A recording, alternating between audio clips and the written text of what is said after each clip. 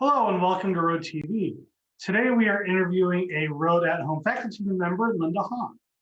Linda has a way of taking a project that looks very complex and breaking it down in such a way that makes it very easy to understand. Linda adds her own sense of style while at the same time making it a whole lot of fun. Her infectious personality for quilting shines through in her classes. Linda is a high energy yet low stress instructor. Linda is the author of multiple award-winning books, including the AQS bestseller, New York Beauty Simplified, New York Beauty Diversified, Rock That Quilt Block Weather Vane, and Quilt Matchup Cash versus Stash. Her newest book in the New York Beauty series is called New York Beauty Electrified. New for 2020 is a third book in the Rock That Quilt Block series that features the Country Crown Block. Rock That Quilt Block, Country Crown. Linda also designed a My Quilting Journal, which has space for class information, your favorite shops, and your favorite long-arm quilters.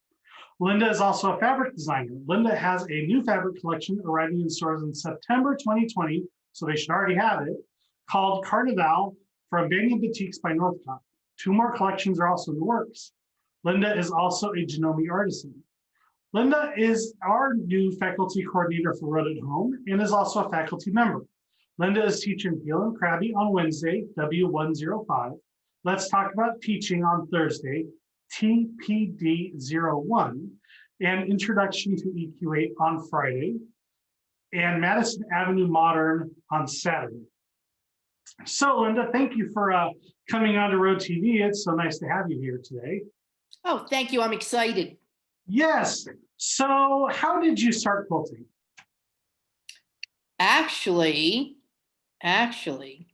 I was sucking up to my boss's wife. I was a paralegal way back when, and the boss's wife was a quilter, and I had just moved back from New Jersey after getting divorced, and I had to sell my horses, and I needed something to do. And she said, "Oh, why don't you try quilting?" And of course, I was like everybody else. I said, "Oh, that's for grandma."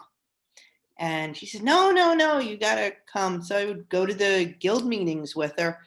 And my dad and my husband bought me a Singer from Sears. And I couldn't thread the machine.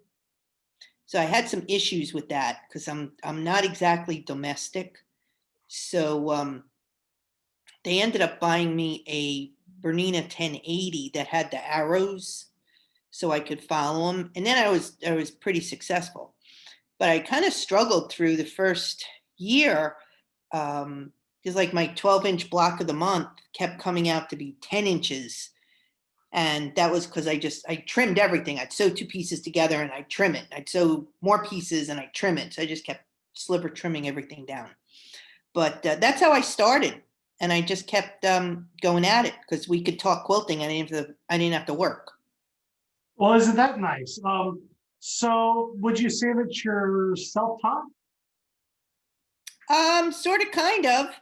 And of course, I watched Eleanor Burns on TV. So she definitely was influential in my early years.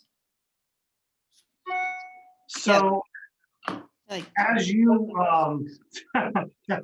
as you started teaching, how did you go down that road?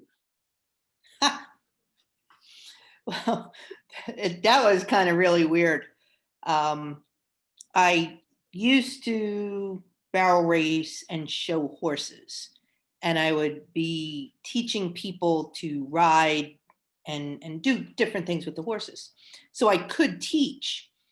And about a year into my quilting career, there was a quilt shop opening in my town, and she needed teachers, and she didn't really know anybody. And her friend owned a quilt shop, I think in Massachusetts or New Hampshire. And my aunt was a friend of hers. So the other shop owner asked my aunt if she knew anybody down in New Jersey. And my aunt said, "Oh yeah, Linda will do it."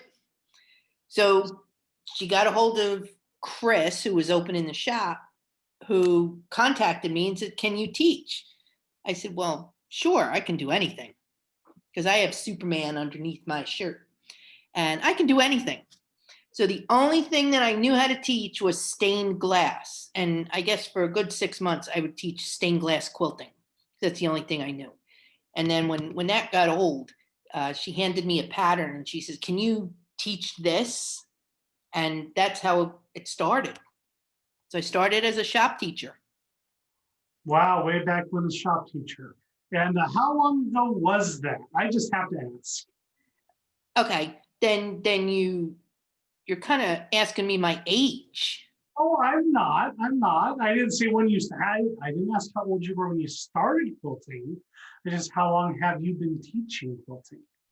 Okay, I started quilting in 1993, and I started teaching in 1994. Wow, 1 year after you started quilting, you started teaching. Yeah. That's very impressive. I'm sure that resonates a lot with some of our new up and coming teachers that have started teaching and quilting due to the COVID pandemic. Yeah, and I didn't have anybody helping me, and it was really hard to get information on what to do, what's the right thing to do, what's the wrong thing to do, what's ethically correct, and what's where do I get my pattern bags? So that sort of um, got me thinking that it's important for teachers um, to encourage the development and evolvement of people that are just starting out. Right. So, actually, speaking about that, some people would think that your first book was New York Beauty Simplified, but what was your first book? My first book was Insider's Guide to Quilting Careers, and I co-authored that with a friend of mine, and it was to answer a need. And we researched all different potential career paths, like what's it like to be a quilt judge? What kind of things do you need to know before you even apply? Or a long arm quilter, what do you need? What kind of money do I need? And there's many misconceptions about teaching. They think you're going to make $1 million, and you're going to go see the country and everything, and they don't, you know, they don't know. They don't know.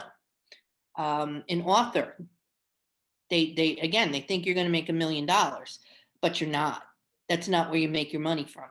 So it's a nice guide that prepares you to move forward. And a guide that's still relevant today with what's going on, I would assume, correct?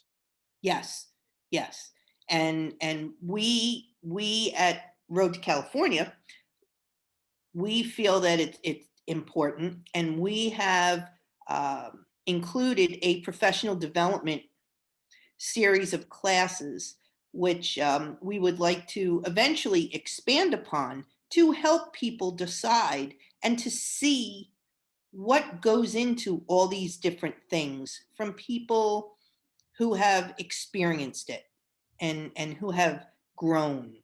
I mean, why do you need to put all your, not put all your eggs in one basket? Well, because of COVID. So you're prepared so that you can still eat and drink your wine during COVID. Right? You can still drink the nice wine, not the $2 chuck, right? Yeah. So, it's important. It's important to be multi-pronged. Exactly. So I know that of course, I know that you were the one that kind of spearheaded and talked us into the professional development routine of classes that we're offering for Road at Home. What is it that you see as the future of these events as time evolves, as we pull out of the pandemic, as teaching in person grows again back to where it was pre-pandemic levels? I think that quilters are going to be very happy to get back out. They're going to be cautious. They're going to be cautious. And I think responsible event promoters um, will do whatever they can to try to keep us safe as shoppers, as students. So I think the event promoters will do what they can because they know our demographic. I mean, we're not a bunch of young people, except for myself, of course. But we won't even go there. Uh, but I think they'll be happy to get out. The virtual classes are really, really good, and you can be in different places. I mean, I just did a lecture for one guild in the Eastern time zone up in the middle Atlantic part. And then I was in California. It's like I can be in two places and I don't have to get on a plane. So with all the the travel. So it's going to help the teachers that have to travel. And then it's also going to help the guilds for travel expenses. So perhaps you can bring in more teachers to come visit you. And I think there's some people that really do like the in-person, uh, just because the teacher can be over you and help you and see what you're doing. But the advantage in virtual is, you know, you can take your picture, but you can get anybody. You can go anywhere. You can. I know our faculty roster has people from all over the globe on it, and our class registrants are Yeah. from all over the globe. It's really exciting to see. So and all those people would be great if all those people decide to come in person. Then it's all over from all over. Absolutely. When it's all safe to gather again, we're hoping to have, just the crowds that we were having before, and all of our friends come back. And because really, as an event planner, we don't plan the event for ourselves. We plan the event for all the attendees. And as a teacher, I'm sure you don't teach the classes for yourself. You teach the classes for the students to have a good time and learn something. And so we're very similar in that matter. So back to the travel, since everyone I know wants to get out of the house and travel again, where have you taught and where are some of the best places you've taught? I'm sure we all want to know. Oh, of course, the best place has been Road to California. Well, yeah, of course, I know, but what else? I know you've taught in a lot of different places. Yeah, I've been pretty much at all the major shows all over the country. I've done a bunch of quilt cruises.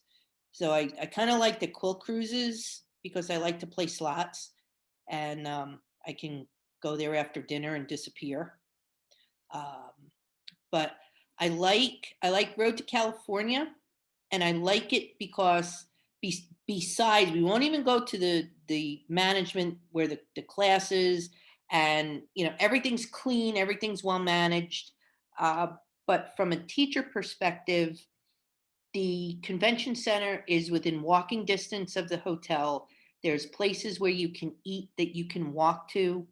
The airport is close, so you're not, schlepping and bussing and fussing with your bags. So it's really easy to get to. So, and plus you guys take really good care of your teachers.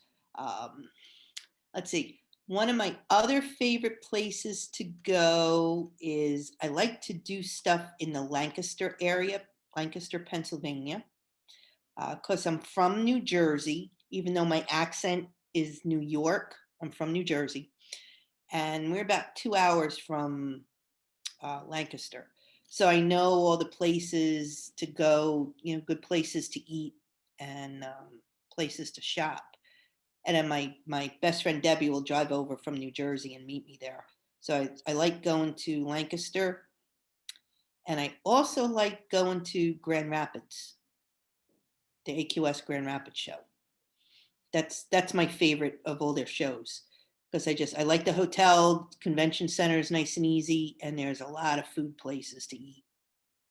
That's important. Cultures love food. Oh yeah, oh yeah. Very important. So, what are some things you look for when you're booking a teaching gig? What were things you looked for when you were starting out teaching? Did you any pitfalls we can kind of clue some people into avoiding? Hmm. Let's see. When I'm looking for a place to go, show wise, it's convenience for me to have the convention center attached to a hotel or very close to a hotel because I'm walking around with two 29-inch or more suitcases. And sometimes if it's dark out and you're by yourself, you don't want to be walking around at night hauling the suitcases. So I would look for, I don't know, safe So ease of clothes. access and safety. What about guilds? What are some things you could clue in the audience about teaching for guilds? I have fun with the guilds, and I always like to have the lecture before the workshop, because just in case they need an extra seat or two filled, once they hear my lecture, they usually can fill up that class right away. And again, keeping you in a safe place. Food close by helps. You don't want to be with, at a trucker hotel. I don't know, Linda. I bet you can hold your own in a trucker hotel. I could probably hold my own in a trucker hotel. But sometimes. So what makes you so special? What is the secret sauce behind Linda Hahn? Oh, because I am special. One of the things I remember from when I was starting is that everybody starts somewhere. And I don't assume that you know things that I know. So I try to keep it simple, KISS, keep it simple, stupid. I try to keep it simple for the students, and I like to encourage them. I'm best known for making New York beauty blocks. And you see this behind me, you can make those with one pin. And once you get the technique, you can do 6 blocks an hour. They've timed me. They didn't believe me, they timed me. And it's addicting. And people are hesitant to take anything that has points or curves because they think there's a lot of super skill involved. But these are made with one pin, and there's really not a lot of skill needed because you're not even sewing on the line and you're not raw edges together. So you don't have to worry about it, but you get a smooth curve. So my claim to fame in the quilting world is creating New York beauty blocks in that fashion, but also the versatility of this block. I mean, you could go modern, traditional, whimsy. I mean, there's so many things. My other class is feeling crabby, and that's whimsical. I mean, and it's New York beauty crabs, not itchy kind of crabs. But you will get a button if you take that class. I have buttons made up. I have special buttons. I do have a button. I got crabs from Linda J. Hahn. Yep, I have one of those buttons. I proudly wear that button. I'm sure your wife loves that.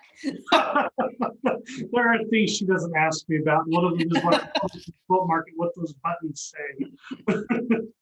So you've been working with us now since about August on this project, I believe. What are your thoughts about working with Rode? Oh, it's horrible. Be honest. Be honest. It's horrible. Horrible. He's a slave driver.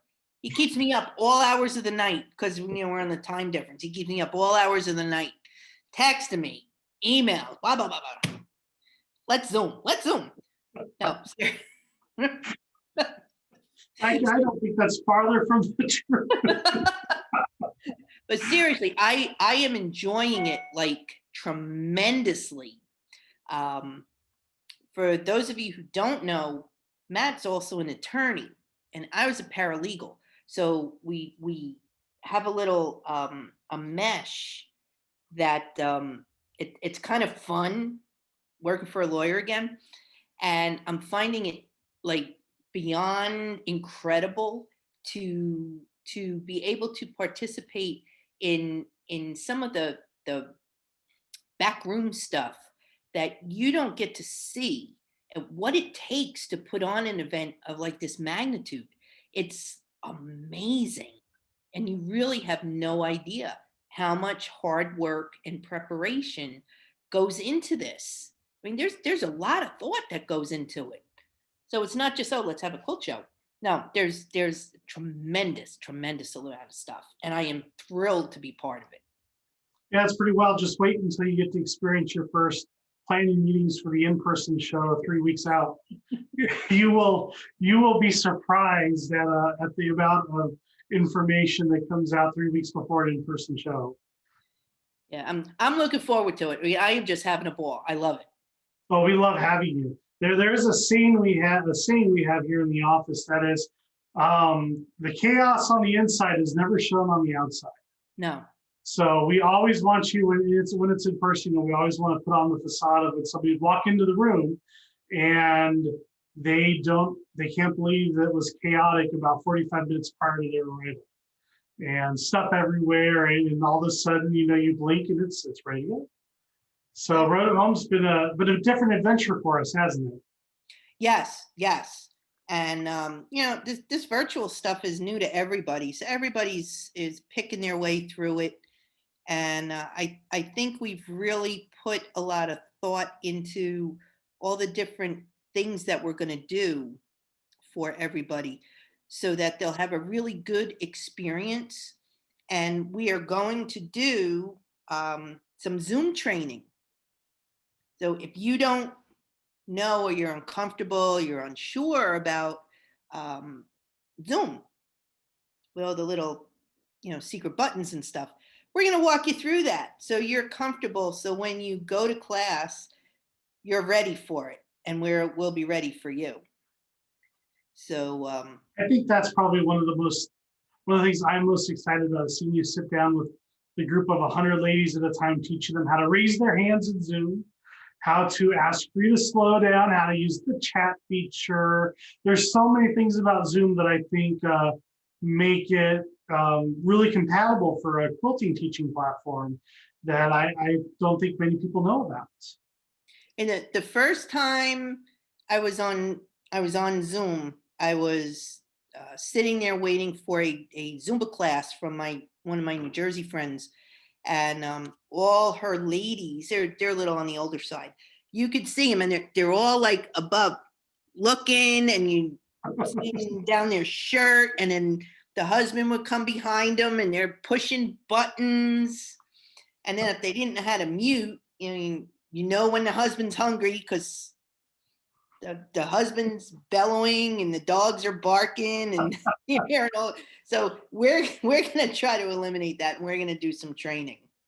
Absolutely. And our faculty members all, if they don't know how to use Zoom yet, they will know how to use Zoom by January. I think we'll be having a couple Zoom sessions with them as well, just to ensure they know all the little ins and outs of how Zoom runs.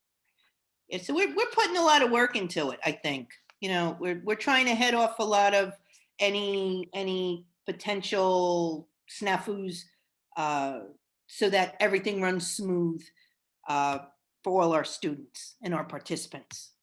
Exactly. You had mentioned Zumba. You're a Zumba instructor as well, aren't you? I am. You are. You do Zumba, was it every morning? I teach Zumba on Mondays and Wednesdays at 9:30, and that's on Eastern time, and it's free. And I have quilters from all over the country. I have California quilters. I have a lady in Wyoming. I have a couple of national teachers on there, and I do it as a community service for our quilters, just to get them moving during COVID. So, because you can be fit and fluffy. Because you think about Zumba, you look at the commercials and you see all these young skinny girls with the 6-packs. Well, you know what? I'm not skinny.